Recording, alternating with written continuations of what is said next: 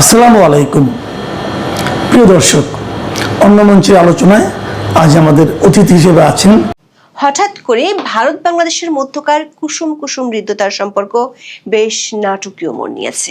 অবৈধ বাংলাদেশিদের ফেরত পাঠানো আর সীমান্তে কাঁটাতারের ইস্যুটি নিয়ে পর্দার আড়ালে ঘটে গেছে বেশ কিছু গুরুত্বপূর্ণ ঘটনা। এরই মধ্যে ভারত কূটনৈতিক নোট ভারবালে বিষয়টি কোর ইস্যু বলে চিহ্নিত করেছে, যেটি অন্তর্বর্তী সরকারের আমলেও দেশটি করেনি।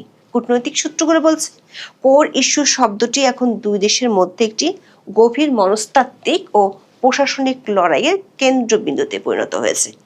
কারণ কোর ইস্যু কূটনৈতিকভাবে তখনই বলা হয় যখন ওই ইস্যুটির সমাধান না হওয়া পর্যন্ত অন্য কোনো ইস্যু নিয়ে আলোচনা করতে চায় না সংশ্লিষ্ট দেশটি।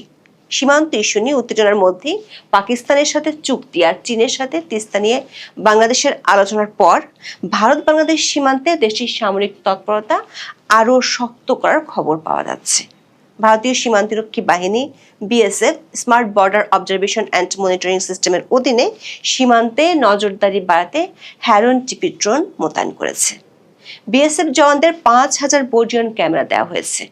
এর মধ্যে ভারতের শিলিগুড়ি করিডোর ঘেঁষে বাংলাদেশ সীমান্তের কাছাকাছি 3টি সামরিক গ্যারিসনে শক্তি বাড়ানোর সিদ্ধান্ত নিয়েছে ভারত।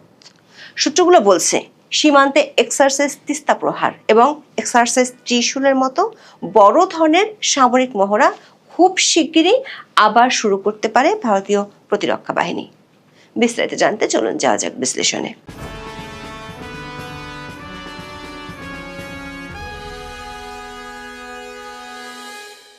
গত মাসের শেষ দিকে ভারতীয় সংবাদ মাধ্যম এবিপি লাইভে আসামের মুখ্যমন্ত্রী হেমন্ত বিশ্ব শর্মাকে জিজ্ঞেস করা হয়েছিল সন্দেহভাজন অবৈধ অনুপ্রবেশকারী বাংলাদেশিদের যথাযথ প্রক্রিয়ার মাধ্যমে বাংলাদেশে হস্তান্তর করা হবে কিনা। তার জবাবে আসামের মুখ্যমন্ত্রী বলেছিলেন ভারতের পররাষ্ট্র মন্ত্রণালয়ের মাধ্যমে তা করা কঠিন, তাই তারা রাত নামা পর্যন্ত অপেক্ষা করেন এবং যখন সীমান্তরক্ষী বাহিনীর কোনো সদস্য উপস্থিত থাকেন না তখন অন্ধকারের আড়ালে তাদের সীমান্ত পেরিয়ে ঠেলে দেন। এই বক্তব্যের পর ঢাকায় ভারতের ভারপ্রাপ্ত হাই কমিশনার পাওয়ান বরেকে গত 30শে এপ্রিল পররাষ্ট্র মন্ত্রণালয় তলব করে এ বিষয়ে একটি প্রতিবাদপত্র তুলে দেওয়া হয়। বাংলাদেশে বিএনপি সরকার আমলে এটি ছিল প্রথম আনুষ্ঠানিক প্রতিবাদ। পশ্চিমবঙ্গ বিধানসভা নির্বাচনে বিজেপির জয়ের পর পুশিন ঘটনা বাড়লে বাংলাদেশ ব্যবস্থা নেবে বলে হুঁশিয়ার করেছিলেন বাংলাদেশের পররাষ্ট্রমন্ত্রী খলিলুর রহমান। খলিলুর রহমান সাংবাদিকদের এই কথা বলেছিলেন চীন সফরে যাওয়ার আগে। ভারতীয় দূতকে বাংলাদেশে তলব করা কিংবা খলিলুর রহমানের বক্তব্যের জন্য ভারত সরকার অবশ্য বাংলাদেশি হাই কমিশনারকে তলব করেনি, কিন্তু সোজা বাংলাদেশের পররাষ্ট্র মন্ত্রণালয় খুব কড়া ভাষায় পাঠিয়েছে নোট ভারবাল। একাধিক সূত্র বলছে মোহাম্মদ ইউনূসের আমলেও ভারতকে এতটা কড়া ভাষায় নোট ভারবাল পাঠাতে দেখা যায়নি। ওই নোট ভারবালে অবৈধ অনুপ্রবেশকারী বাংলাদেশিদের প্রত্যাবাসন ইস্যুটিকে কোর ইস্যু হিসেবে উল্লেখ করা হয়েছে। সাবেক একজন ডিপ্লোম্যাট বলছেন কূটনৈতিক পরিভাষায় কোনো বিষয়কে কোর ইস্যু হিসেবে চিহ্নিত করা অত্যন্ত তাৎপর্যপূর্ণ এবং এর মাধ্যমে একটি রাষ্ট্র তার প্রতিবেশীকে একটি কঠোর ও পরিষ্কার বার্তা দেয়। কূটনীতিতে কোর ইস্যু মানে হলো এমন একটি মৌলিক বিষয় যা দুই দেশের সামগ্রিক সম্পর্কের ভিত্তি বা প্রধান শর্ত হিসেবে বিবেচিত হয়। যখন কোনো দেশ নির্দিষ্ট একটি সংকটকে কোর ইস্যু বলে তখন তার অর্থ দ্বারাই এই সমস্যার সমাধান না হওয়া পর্যন্ত অন্যান্য দ্বিপাক্ষিক সহযোগিতা বা সম্পর্কের উন্নয়ন বাধাগ্রস্ত হতে পারে। এটি সম্পর্কের সমীকরণকে একটি নির্দিষ্ট ফ্রেমের মধ্যে নিয়ে আসে। দর্শক, বাংলাদেশ ও ভারতের মধ্যে ঐতিহাসিকভাবে বিদ্যমান সমস্যাগুলোর মধ্যে পুশিন ও সীমান্ত সমস্যা, পানি সমস্যা, আঞ্চলিক নিরাপত্তা ইস্যু, বাণিজ্য সমস্যা সমানভাবে গুরুত্বপূর্ণ। ভারতের পাঠানো সবশেষ নোটে অবৈধ অনুপ্রবেশকারী বাংলাদেশিদের ইস্যুটিকে সবচেয়ে কোর ইস্যু বলে উল্লেখ করা হয়েছে, যার অর্থ হলো এটি সমাধান না হলে দুই দেশের মধ্যে বিদ্যমান সমস্যাগুলোর সমাধানের সুযোগ কম। সূত্রগুলো বলছে পাকিস্তানের সাথে বিদ্যমান সমস্যাগুলো নিয়ে ভারত যখন নোট ভারবাল পাঠায় সেখানেও অতীতে কোর ইস্যু লেখা হয়নি। সবশেষ প্রেস ব্রিফিংয়ে ভারতের পররাষ্ট্র মন্ত্রণালয়ের মুখপাত্র রণধীর জয়সাওলা বিষয়টি যে ভারতের অগ্রাধিকার সেটি বলেছেন। ভারতের পররাষ্ট্র মন্ত্রণালয় থেকে বাংলাদেশের পররাষ্ট্র মন্ত্রণালয়ে পাঠানো দলিলে দাবি করা হয়েছে 2020 সালের সেপ্টেম্বর থেকে ভারত সরকার বাংলাদেশিদের জাতীয়তা যাচাই এবং প্রত্যাবাসনের জন্য নিরবিচ্ছিন্নভাবে চেষ্টা চালিয়ে যাচ্ছে। ভারতের পক্ষ থেকে এই সময়ের মধ্যে মোট 1137টি নোট ভার্বাল পাঠানো হয়েছে আর কনসোলিডেটেড রিমাইন্ডার পাঠানো হয়েছে 456টি। ভারতের দাবি অনুযায়ী 2862 জনের অমীমাংসিত ভেরিফিকেশন কেস আছে। দর্শক, সীমান্তে অবৈধ অনুপ্রবেশ ইস্যুটি যে ভারত সরকার সত্যি কোর ইস্যু হিসেবে বিবেচনা করছে তার প্রমাণ মেলে পশ্চিমবঙ্গে জেতার পর প্রথম ক্যাবিনেট বৈঠকে শুভেন্দু অধিকারী সীমান্তে কাঁটাতারের বেড়া দেওয়ার সিদ্ধান্ত নেয়। নির্বাচনী প্রচারণে কেন্দ্রীয় স্বরাষ্ট্রমন্ত্রী অমিত শাহ প্রতিশ্রুতি দিয়েছিলেন, বিজেপি ক্ষমতায় আসলে অনুপ্রবেশ রোধে পশ্চিমবঙ্গ সীমান্তকে সম্পূর্ণ সিল করে দেওয়া হবে। এই প্রতিশ্রুতির বাস্তবায়ন হিসেবে শুভেন্দু অধিকারী সরকার 45 দিনের মধ্যে বিএসএফ এর জন্য প্রয়োজনীয় প্রায় 286 কিলোমিটার জমি হস্তান্তরের প্রক্রিয়া শুরু করেছে। বাংলাদেশের সাথে পশ্চিমবঙ্গের মোট সীমানা আছে 2216.7 কিলোমিটার। এর মধ্যে জমি অধিগ্রহণ ও পূর্ববর্তী রাজ্য সরকারের অসহযোগিতার কারণে প্রায় 435 কিলোমিটার এলাকা এখনো উন্মুক্ত রয়ে গেছে। বিশ্লেষকরা বলছেন, একদিকে কেন্দ্রীয় সরকারের কোর ইস্যু হিসেবে নোট ভার্বাল দেয়া, আর একদিকে রাজ্য সরকারের চটজলদি জমি দেওয়ার উদ্যোগ নেওয়া প্রমাণ করে দিল্লির কেন্দ্রীয় নীতি এবং কলকাতার রাজ্য নীতি এখন একই সূত্রে গাঁথা। নতুন সরকার সীমান্ত নিরাপত্তাকে জাতীয় নিরাপত্তার সর্বোচ্চ অগ্রাধিকার দিয়ে এই পরিবর্তনটি আনছে। সূত্রগুলো বলছে, আধুনিক ফেন্সিং এর পাশাপাশি sensor, thermal camera, flood light এবং ইলেকট্রনিক নজরদারি ব্যবস্থা ব্যবহার করে comprehensive integrated border management system বা CIBMS এবং বোল্ট QIT প্রযুক্তির মাধ্যমে পর্যবেক্ষণের ব্যবস্থা শুরু করেছে ভারত সরকার। এটি মূলত কৃত্রিম বুদ্ধিমত্তা বা AI চালিত একটি সমন্বিত প্ল্যাটফর্ম, যা সীমান্তের সিসিটিভি ক্যামেরা থেকে প্রাপ্ত ভিডিও ফিড বিশ্লেষণ করে রিয়েল টাইমে অনুপ্রবেশ বা চোরাচালানের গতিবিধি শনাক্ত করতে পারে। AI সিস্টেমটি 1 থেকে 2 সেকেন্ডের মধ্যে যে কোনো সন্দেহজনক বস্তুর গতিবিধি শনাক্ত করে সদর দপ্তরে অ্যালার্ট পাঠায়। সীমান্তে কর্তব্যরত 5000-এর বেশি বিএসএফ জওয়ানকে বডি ওয়ার্ন ক্যামেরা দেওয়া হচ্ছে, যা রাতের বেলাতেও স্বচ্ছ ভিডিও ধারণ করতে সক্ষম এবং এটি মূলত অনুপ্রবেশকারীদের সাথে সংঘর্ষের সময় প্রমাণ হিসেবে কাজ করবে। জানা গেছে, সীমান্তে কাঁটাতারের বেড়া দেওয়ার কাজ শুরু করতে এখনো কমপক্ষে 2 মাস সময় লাগবে। সেজন্য দেশটি সীমান্তে নজরদারি বাড়াতে হ্যারন টিপি ড্রোন মোতায়েন করেছে। এছাড়া সীমান্ত অঞ্চলে ড্রোনের মাধ্যমে অস্ত্র বা মাদক সরবরাহ ঠেকানোর জন্য বিএসএফ একটি বিশেষ ড্রোন ওয়ারফেয়ার স্কুল স্থাপন করেছে, যেখানে অ্যান্টি ড্রোন প্রযুক্তি এবং জ্যামিং সিস্টেমের প্রশিক্ষণ দেওয়া হয়। কূটনৈতিক সূত্রগুলো বলছে, ভারতের প্রতিরক্ষা নীতি নির্ধারকরা এখন বাংলাদেশ সীমান্তকে কেবল চোরাচালান বা অনুপ্রবেশ প্রতিরোধের ক্ষেত্র হিসেবে দেখছে না, বরং একে একটি সক্রিয় সামরিক ফ্রন্ট হিসেবে বিবেচনা করছেন, যার কেন্দ্রে রয়েছে ভারতের সবচেয়ে নাজুক ভৌগোলিক অঞ্চল শিলিগুড়ি করিডোর বা চিকেন স্নেক। এ কারণে ভারতের ইস্টার্ন কমান্ড এবং প্রতিরক্ষা মন্ত্রণালয়ের তৎপরতা আরও বাড়ানো হচ্ছে এই সীমান্তে। নয়াদিল্লি তার পূর্ব সীমান্ত কৌশলগত অস্পষ্টতা বাদ দিয়ে সক্রিয় প্রস্তুতি এবং প্রতিরোধমূলক আধিপত্য এর ঝোঁকার নীতি নিয়েছে। একাধিক সূত্রে জানা গেছে, পাকিস্তানের সাথে সম্প্রতি দ্বিপক্ষীয় চুক্তি স্বাক্ষর হওয়া এবং বাংলাদেশের পররাষ্ট্রমন্ত্রীর চীন সফরের পর ভারত সরকার এই ধরনের কৌশল নিতে যাচ্ছে।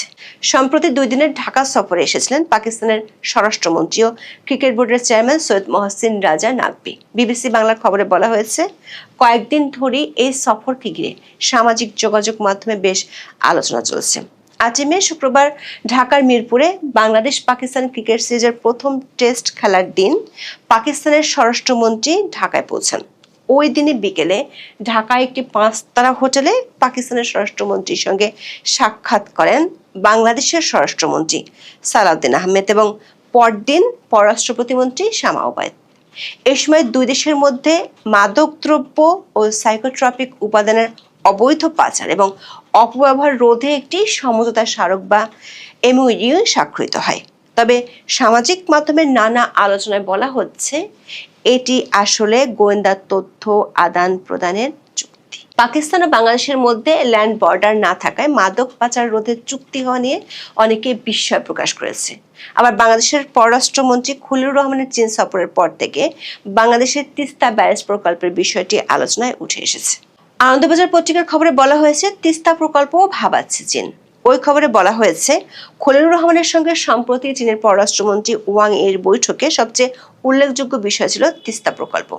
তিস্তা নিয়ে যে পরিকল্পনা বাংলাদেশ নিয়েছে সেটির নাম দেওয়া হয়েছে comprehensive management and restoration of Teesta river project. বিশ্লেষকদের ধারণা, বাংলাদেশের সীমান্ত ঘেঁষে ভারতের সেনা তৎপরতা বাড়ানোর কৌশলের পেছনে এই দুটি ঘটনার ভূমিকা আছে। কারণ তিস্তা প্রকল্পটি বাংলাদেশের যেখানে হওয়ার কথা সেটি ভারতের শিলিগুড়ি করিডোরের কাছাকাছি। ভারতের সামরিক কৌশলের সবচেয়ে গুরুত্বপূর্ণ স্পর্শকাতর বিন্দু হলো 22 কিলোমিটার প্রশস্ত এই শিলিগুড়ি করিডোর। নেপাল, ভুটান, চীন এবং বাংলাদেশের মাঝে স্যান্ডউইচ হয়ে থাকা এই সংকীর্ণ ভূখণ্ডটি ভারতের মূল ভূখণ্ডের সাথে উত্তর পূর্বাঞ্চলের 7টি রাজ্যের একমাত্র সংযোগকারী পথ। প্রতিরক্ষা বিশ্লেষকদের মতে, যে কোনো যুদ্ধে এই করিডোরটি বিচ্ছিন্ন হয়ে পড়লে ভারতের উত্তর পূর্বাঞ্চল মূল ভূখণ্ড থেকে সম্পূর্ণ বিচ্ছিন্ন হয়ে যাবে। এই চিরস্থায়ী দুর্বলতাকে কাটিয়ে উঠতে ভারত সম্প্রতি এই করিডোরের দক্ষিণ প্রান্তে 3টি নতুন এবং সম্পূর্ণ কার্যকর সামরিক গ্যারিসন স্থাপন করেছে, যা একটি কৌশলগত ত্রিভুজ বা স্ট্র্যাটেজিক ট্রায়াঙ্গেল হিসেবে কাজ করছে। বাংলাদেশের বিগত অন্তর্বর্তী সরকারের আমলে যখন ভারতের সাথে দেশটির সম্পর্ক তলানিতে গিয়ে থাকে, যখন বাংলাদেশে ইউনুসপন্থীরা দিল্লি না ঢাকা স্লোগান দিত, তখন ভারত এই 3টি নতুন সামরিক গ্যারিসন স্থাপনের উদ্যোগ নিয়েছিল। এই 3টি স্থাপনা হলো আসামের ধুবড়ী জেলায় লাচিত বরফুকন সামরিক স্টেশন, পশ্চিমবঙ্গের চোপড়ার সামরিক ঘাঁটি এবং শিলিগুড়ি করিডোরের পশ্চিম অংশ, এবং বিহার পশ্চিমবঙ্গ সীমান্তের সংযোগস্থলে কিষানগঞ্জ গ্যারিসন। এর মধ্যে পশ্চিমবঙ্গের চোপড়ার ঘাঁটিটি ভারতের জন্য কৌশলগত দিক থেকে অত্যন্ত সংবেদনশীল। এটি শিলিগুড়ি করিডোরের সবচেয়ে সংকীর্ণ অংশের কাছে অবস্থিত এবং বাংলাদেশ সীমান্ত থেকে এর দূরত্ব 1 কিলোমিটারেরও কম। বাংলাদেশের পঞ্চগড় জেলার তেঁতুলিয়ার বিপরীতে আছে এই ঘাঁটিটি।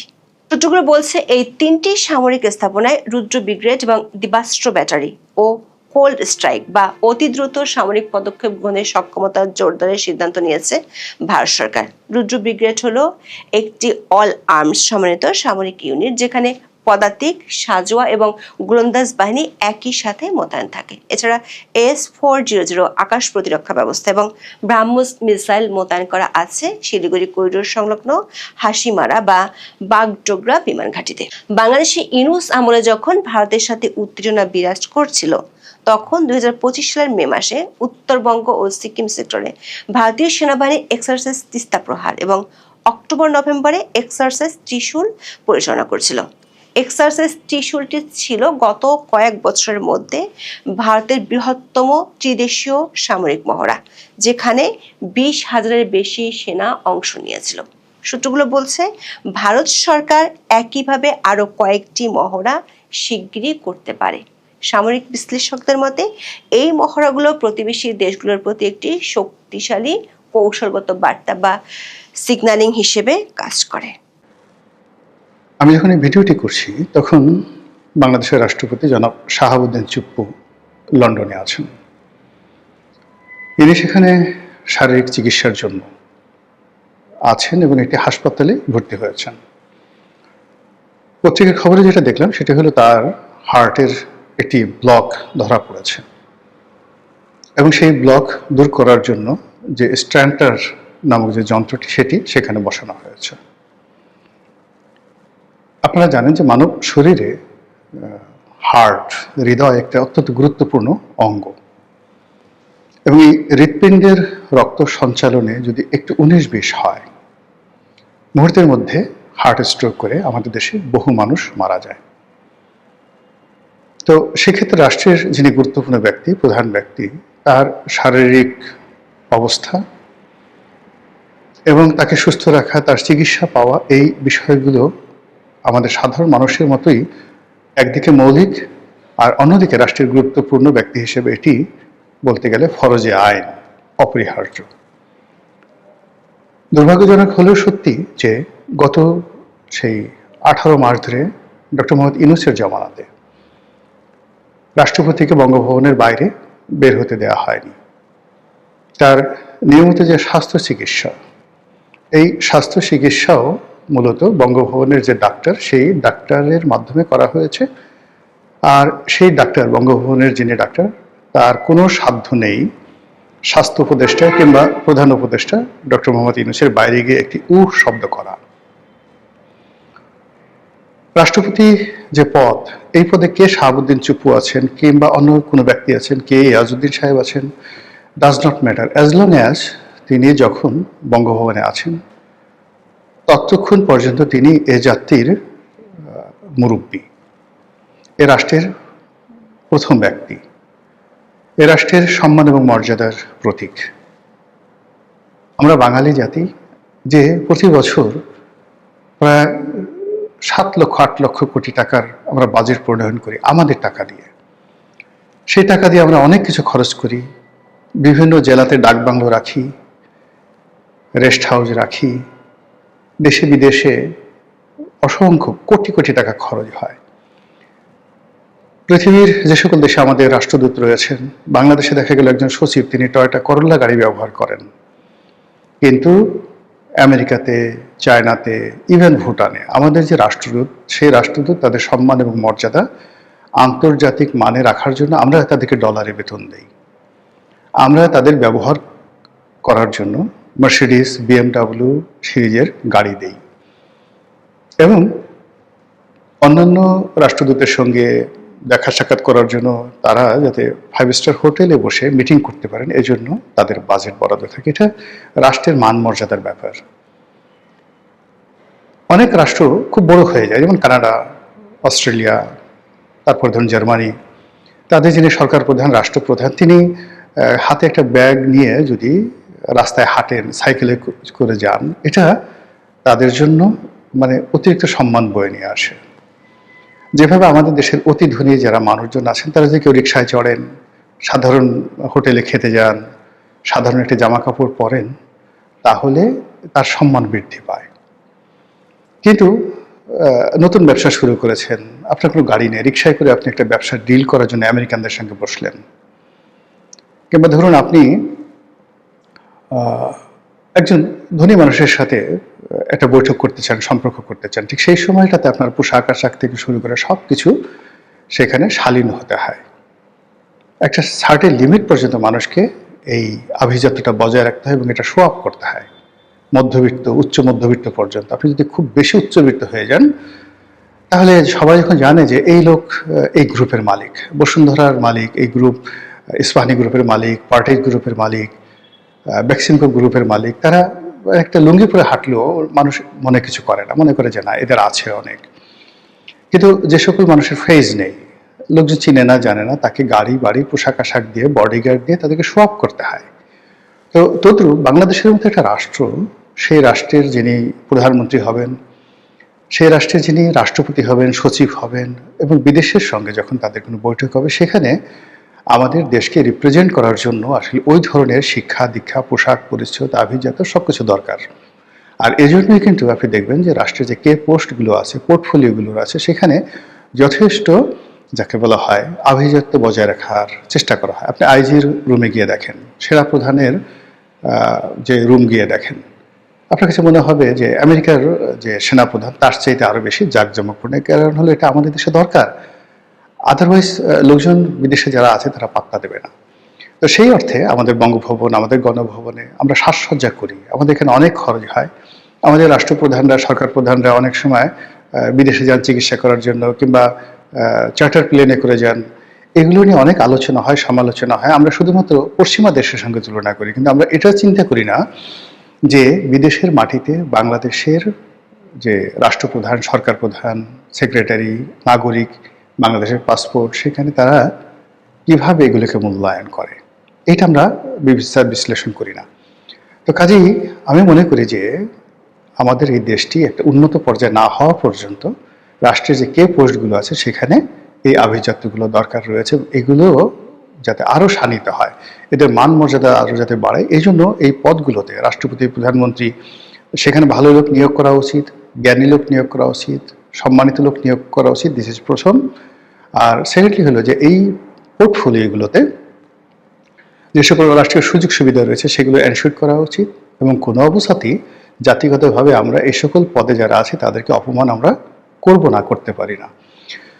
তো সেই দিক বিবেচনায় আমাদের বাংলাদেশে অনেক রাষ্ট্রপতি এসেছেন, কিন্তু জনাব শাহাবুদ্দিন চুপ্পুকে গত 18 মাসে অর্থাৎ ইউনূস জমানাতে যে অপমান করা হয়েছে, যে লাঞ্ছনা দেওয়া হয়েছে, যে গঞ্জনা দেওয়া হয়েছে, এটা শুধু বাংলাদেশ নয়, এমন কোনো রাষ্ট্রপতি এশিয়াতে অপমানিত হয়েছেন গত 50 বছর আমার জানা নেই। নাম্বার 1। নাম্বার 2 হলো যে এই ভদ্রলোকটি একেবারে জেনাতেন লোক নান।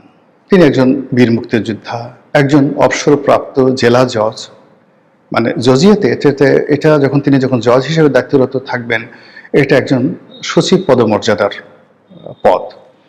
সেখান থেকে তিনি দুর্নীতি দমন কমিশনের কমিশনার হিসেবে দায়িত্ব পালন করেছেন, লেখাপড়া জানা। এই মানুষটিকে রাষ্ট্রপতি হিসেবে নিয়োগ দিয়েছে আওয়ামী লীগ সরকার।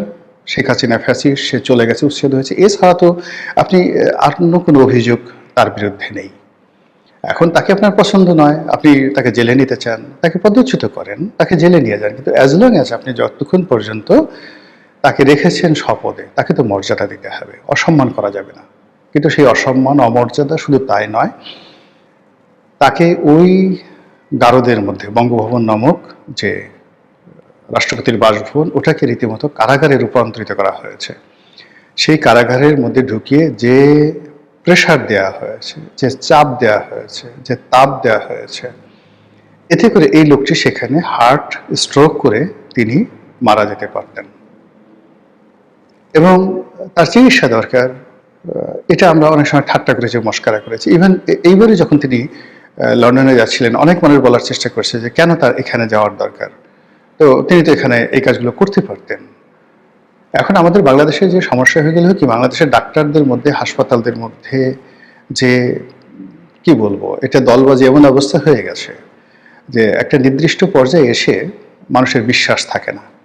যেমন বেগম জিয়ার অসুখ ছিল, এখন তিনি তার পছন্দের, যেমন এভার কেয়ারে তাকে চিকিৎসা দেওয়া হয়েছে, তিনি ঢাকা মেডিকেল সবচেয়ে বেস্ট ফ্যাসিলিটিস, সেখানে তিনি নিতে রাজি ছিলেন না। এভার কেয়ারের চেয়ে ঢাকা মেডিকেলের ফ্যাসিলিটিস অনেক অনেক বেশি। যারা ডাক্তার আছেন তাদের যোগ্যতাও সীমাহীন।